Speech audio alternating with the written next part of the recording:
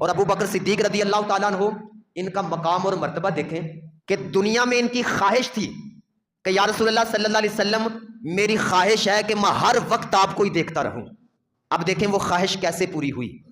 ایک تو دنیا میں بھی اکٹھے رہے، سفر میں اگر نبی پاک صلی اللہ علیہ وسلم ہیں تو ابو بکر بھی سفر میں، نبی کریم صلی اللہ علیہ وسلم مکے میں ہیں تو ابو بکر بھی مکے میں، اگر نبی کریم صلی اللہ علیہ وسلم مدینے میں ہیں تو ابو بکر بھی مدینے میں۔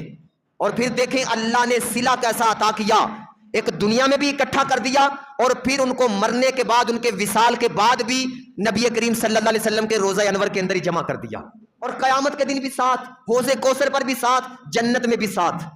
نبی کریم صلی اللہ علیہ وسلم نے فرمایا ابو بکر تم غار کے میرے ساتھی ہو، اسی طرح اللہ نے حوض کوثر پر بھی تمہیں میرا ساتھی بنا دیا ہے۔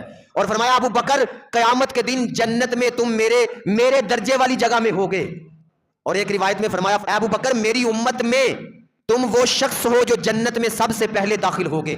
اور ایک روایت میں نبی کریم صلی اللہ علیہ وسلم نے فرمایا ابو بکر اللہ نے تم کو سب سے بڑی خوشنودی سے نوازا ہے۔ انہوں نے عرض کی یا رسول اللہ صلی اللہ علیہ وسلم سب سے بڑی خوشنودی کیا ہے؟